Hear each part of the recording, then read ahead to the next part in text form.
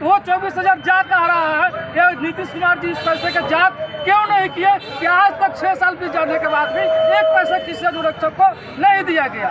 दूसरी बात यह है कि नल जल योजना जो है नीतीश कुमार जी ने 2 विभाग को दिया था, एक पंचायती विभाग को, दूसरा पीएचडी विभाग को दिया। पीएचडी विभाग के द्वारा 58,000 नल जल बना और उस 58,000 नल जल में जो पंप ऑपरेटर है उनकी तनख्वाह जो है संवेदक को 9,000 रुपया भेजा जा रहा है। किसको भेजा जा रहा है? संवेदक को। तो नल जल चला रहा है पंप ऑपरेटर, अब पैसा दीजिएगा संवेदक को, वो 9,000 रुपया का महीना, वो 9,000 रुपया का महीना संवेदक को क्यों दिया जा रहा है? वो 9,000 पंप ऑपरेटर को क्यों नहीं? सरकार कहता है कि संवेदक ही पंप ऑपरेटर को पैसा देगा, तो संवेदक पंप ऑपरेटर को पैसा क्या दे रहा है? नीतीश कुमार जी जांच क्यों नहीं किए? नीतीश कुमार जी बताए किसी भी एक पंप ऑपरेटर को अगर 9,000 रुपया मत दिया है तो बता दो किसको मिला है। किसी पंप ऑपरेटर को 2,000, किसी को 4,000, तो किसी को 0 नहीं दिया जाता है। दूसरा पंचायती विभाग का जो अनुरक्षक है वो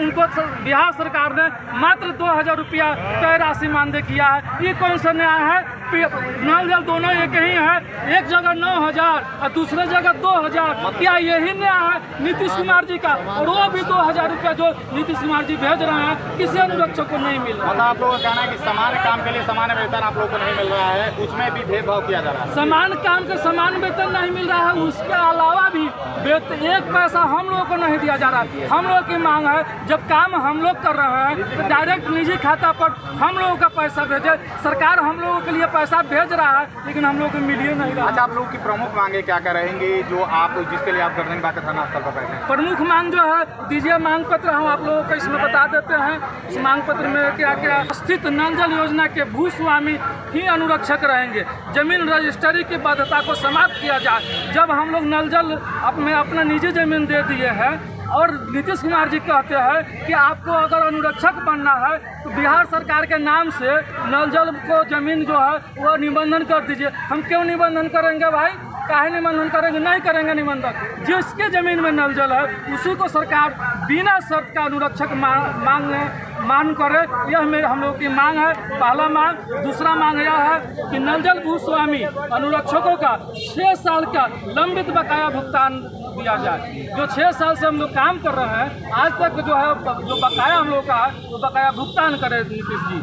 तीसरा मांग है कि नल जल भूस्वामी अनुरक्षक का मानदेय सीधा उनके खाते में दी जाए। बीच में जो संवेदक है और जो WIMC है उनको बीच में से हटाया जाए, सीधे जो है जो अनुरक्षक है उसके खाता में पैसा भेजा जाए। यह हम लोगों की मांग है। चौथा मांग है कि वार्ड सभा के द्वारा बिहार सरकार का ही एक लेटर निकला था, उसी लेटर के आधार पर प्रत्येक नल जल चलाने वाले के लिए एक अनुरक्षक का चयन किया गया था और चयन भी हुआ, काम भी किया। लेकिन उस लेटर को बिहार सरकार का ही लेटर है और बिहार सरकार उस लेटर को नहीं मान रहा है। भाई लेटर आपका निकाले, आप चयन आप करवाए और आप ही उस लेटर को नहीं मान रहे हैं। ये कौन सा न्याय है नीतीश कुमार जी का? तो मेरा मांग वही है कि ग्राम सभा के द्वारा जिसको भी चयन किया गया है उसको सरकार माने।